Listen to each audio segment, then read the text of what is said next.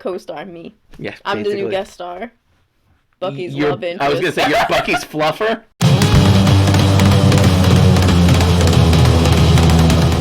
What's up, everybody? We're the Creepy Couple. I'm Mike. I'm Sam. And today we're going to talk about episode 4 of The Falcon and Winter Soldier. And before we get started, just know this will be a spoiler talk. So please, if you haven't seen the episode and want to avoid spoilers, go check that out and then come back and see us. Raise your hand if you personally want to punch John Walker in the face. Fuck that guy. We see some of his true colors. Now, it's kind of interesting because do we want a deeper backstory for him? No. But do we need one? Yeah, we kind of do, because we're really showing some more of him. Like we said while we were watching, he definitely has such bad PTSD. He really has severe PTSD. Whatever he went through. Absolutely. And it's now transferring over to him being in this celebrity status. Yeah. And it brings out the absolute worst in him. Do you remember the meme that had Wanda, Bucky, and Sam at Tony's funeral, and it said the quote... went to therapy. Yeah, it was the got quote, a TV show instead. The quote, they needed therapy but got a TV show instead, squad. I think we could put John Walker in that category as well. He kind of needed some therapy. He definitely does. And you saw a progression of it in this episode, too, which was pretty cool. From, like, little ticks, and he was very antsy. Yeah, the whole time. He's very jittery and everything. You see some of that, and it keeps going up and up and up. Yeah, he doesn't like when things don't go his way. It has to be this, and this. And it has to go exactly how he sees how it needs to go. Probably because he led so many missions over there. Maybe they're going to dive into him for some reason not being the leader of a certain mission in Afghanistan, and something goes wrong. Or something went wrong, I should say. And now he feels like he needs to be in control the whole time because everything always went well when he was. Yeah. That might be some way they dive into that. So from the beginning, though, as we saw at the end of episode 3, the Dora Milaje went back and found Bucky. And again, Sebastian Stan's acting chops shine in this show, where it shows him in Wakanda as the White Wolf and how they broke his... Trigger words. Yes, exactly. How they broke the trigger words. Poor baby. Oh my god! And Sebastian Stan's face, you could tell the freedom in his eyes of being released from that hold, and how grateful he was to them. I can't talk about it to do it justice. It's one of those things where you have to see it. It's nice to see, especially like.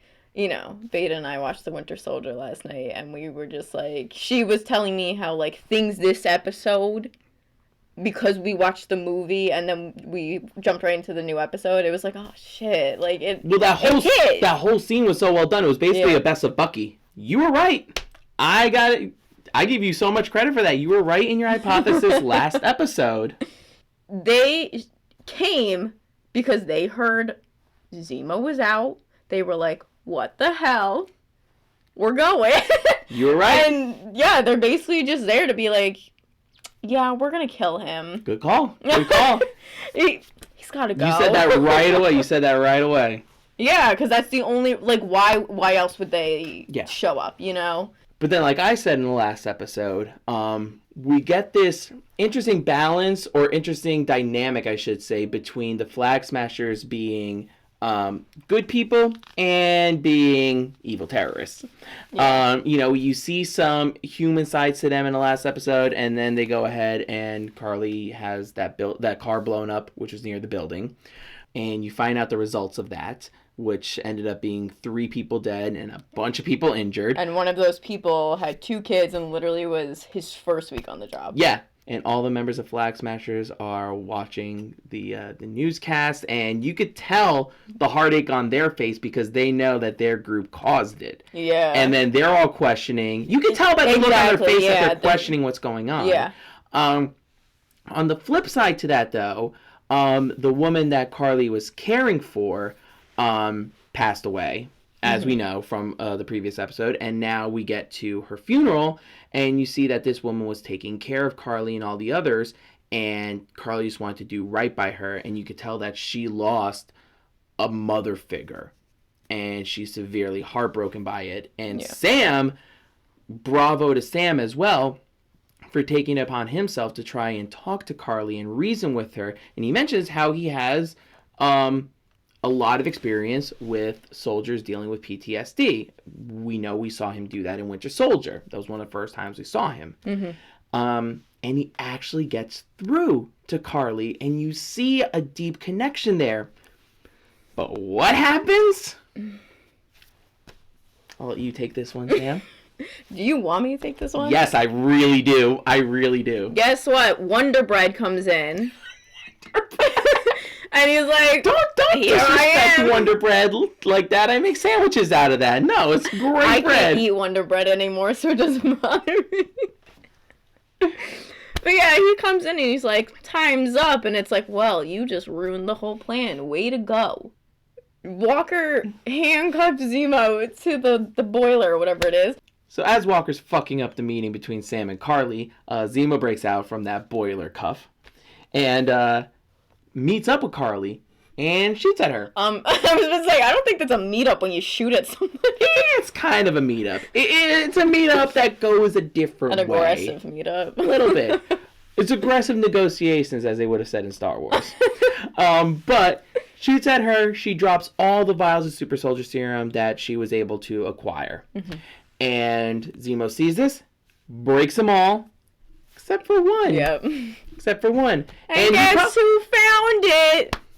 Just, wow, look at this, right on the floor for me to pick up. What do we call him in like episode 2? I think it was Captain Butthole. Yeah. I believe it was. Do yourself a favor, John Walker. Mind your business. See something on the floor, keep it on the floor, don't pick it up. The one good thing that happened to John Walker in this episode... He got his ass handed to him by the ladies. Yep. They're so cool. So the Dora Milaje come back, and they're after Zemo.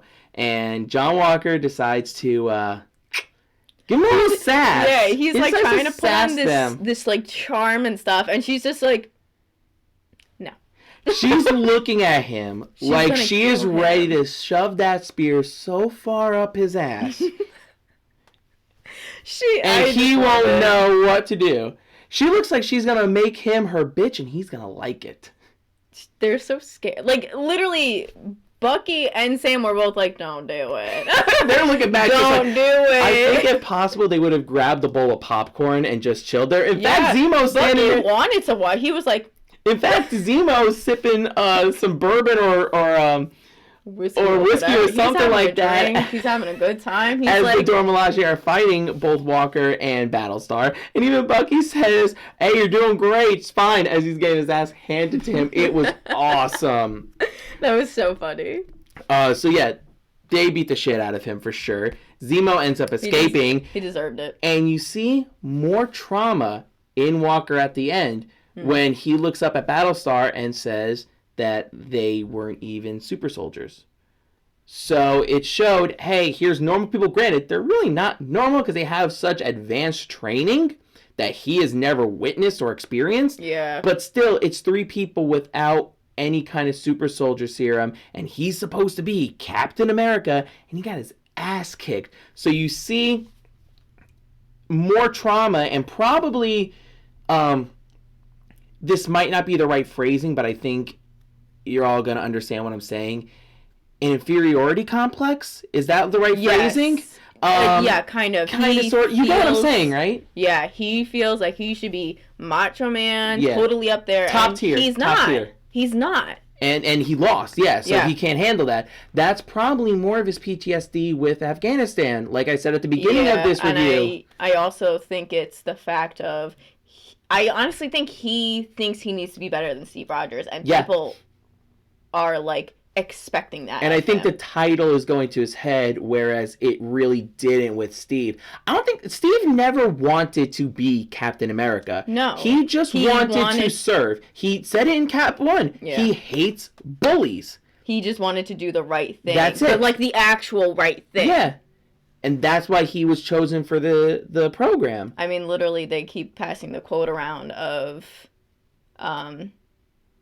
what is it, a good man, not a perfect soldier. Yeah. While Walker is the perfect soldier, but he's not a good man. He's the exact opposite from what Captain America should be. Yeah. Such a fantastic dynamic. But there are some other incidents that happen throughout the episode, like Carly calling Sam's sister and threatening her and Sam's nephews, even though she assured Sam then that she wasn't going to do any harm. She just wanted to get to Sam and meet up with him. Yeah. But at that time, Sharon's tracking Walker lets Sam know, hey, he's on his way to you guys. And Walker and Battlestar meet up with the Flag Smashers. They get separated, and the Flag Smashers take Battlestar away. At this moment, I think, was kind of the tipping point, and this is what made Walker take the serum finally. Yeah, he definitely took it when he was, like, in that little hallway in that moment, because then the next time we see him and he's fighting against one of them, he's literally able to, like, smash him against a wall, bend a pipe in half, and it's like... The shield goes into a concrete wall and just stays like, there. Excuse you. And I just killed him. And what was it? Was Sam the one that saw it? Yeah, Sam was, like, watching him, and he's like, what did you do? Yeah. And so eventually all four of them meet up, and they're all fighting and stuff. And Carly goes to kill Walker. And Hoskins comes in, tackles Carly, gets the knife away from her, but Carly lashes back and smashes him against a concrete column and instantly kills him. Back broken and everything. You see the blood come out and everything. That's what made him straw that broke the camel's back. And done. So he starts going after them with the intent of going after Carly, and doesn't find Carly, but still finds one of them. And he's at this point where he's so gone in his blind rage that he just brutally murders this guy in front of a huge crowd of people, including Carly and including Bucky and Sam. Smashes this guy with the shield, blood everywhere. And even before that, when we saw the breaking point, very, very cool sound design choice for the sound team, where they took out all sound effects, actually, except for this loud ringing as Walker's looking at Battlestar's body and trying to wake him up. And it's kind of like the sound that would have gone in his head, maybe, of just this emptiness and just feeling so broken, and then the sound finally comes back after he smashes through a window. Very, very, very cool sound design choice that I really loved. It's like if seeing red was a sound, that's what it was. Absolutely, absolutely. And yes, smashes him, blood everywhere, and obviously everybody's got a cell phone. Yeah. Everybody's got a camera, and he's a celebrity. So we're going to see that come to bite him in the ass next episode for sure. Oh, yeah. Oh, yeah, definitely. It's going to be a PR nightmare for the U.S. government. For sure. Good luck. Yeah. But arguably the coolest shot in the entire episode is a low shot of John Walker standing up with the shield in his hand and all the blood at the bottom of the shield. It was such an intense moment, and I think symbolized his true turn into a villain. Yeah. In this show, at least. It just captivates what his character is, honestly. Yeah, this truly made him the villain. Yeah. So overall, how'd you like the episode? I liked it. I mean, Zemo didn't need to be so creepy. John Walker could have also just not been there at all. But yeah, no, I liked it. I like the boys. It's fantastic. Thank you all for watching. Subscribe, comment, like, share with your friends. And until next time, take care. Bye.